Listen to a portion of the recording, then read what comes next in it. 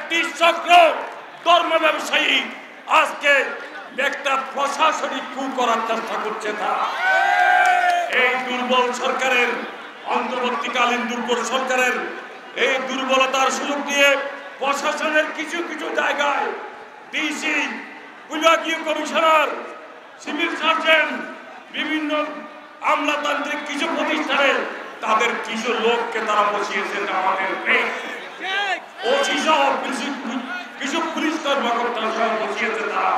তারা কি করতে চাচ্ছে? শেখ হাসিনা ভোট ডাকাতি করেছিল, তারা প্রশাসনিক কু করার ষড়যন্ত্র করছে।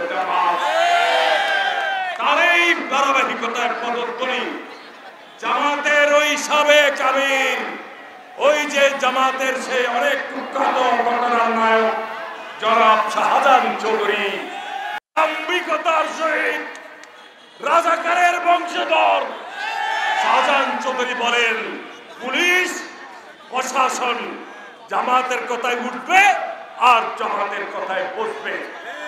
নির্বাচনের সকল কেন্দ্রকে, কর্মকর্তাকে তাদের আন্ডারে নিতে হবে। কাদের আন্ডারে? জামাতের আন্ডারে নিয়ে ওই শেখ হাসিনা যেভাবে ব্যালট, দিনের ভোট রাতে ব্যালট বাক্স ভর্তি করে করেছিল, আর তারা প্রশাসনিক কু করে কি ওই ধরনের একটা নির্বাচন করার জন্য তারা রাত করে নেমেছে, সেটা শাহজাহান চৌধুরীর কথার মধ্য দিয়ে সেটা প্রতিফলিত হচ্ছে এবং বেরিয়ে এসেছে। দলের বিড়াল বেরিয়ে এসেছে, শাহজাহান চৌধুরীর মুখ দিয়ে বেরিয়ে এসেছে। উনি বলেছেন, উনি আরো হুমকি দিয়ে বলেছেন, খবরদার খবরদার, শাহজাহান চৌধুরীকে যারা চিনে নাই তারা মাটির নিচে বসবাস করেন।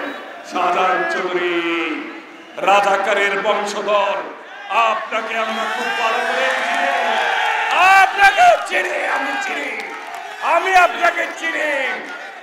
আপনার রাহাত রক্তে রঞ্জিত, ওই রক কাটার ইতিহাস, রক কাটার ইতিহাস আপনারা কি ভুলে গেছেন? গলা কাটার ইতিহাস কি ভুলে গেছেন? এই ইতিহাসের ধারাবাহিকতায় আপনি একজন সৈনিক, বাংলাদেশের চট্টগ্রামের মানুষ জানেন, আমরাও জানেন।